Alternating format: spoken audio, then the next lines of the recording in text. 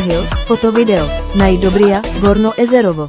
Bugün benim naslı kızım gelin oluyor, düğünü oluyor, oynuyor. Herkes onun güzelliğine bayılıyor, yanıyor.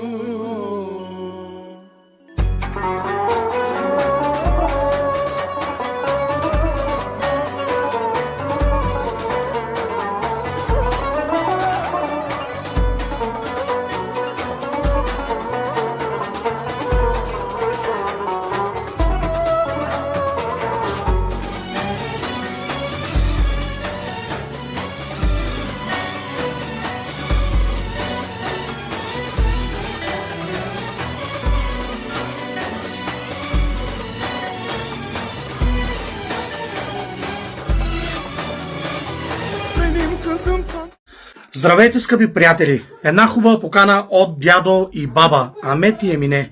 От родителите Мишо и Шалък най-учтиво ве канят на сватбеното тържество на тяхните деца Емине и Пеливан. Сватбеното тържество ще се състои На 30 август ние Мега Груп ще бъдем там и ще ви очакваме.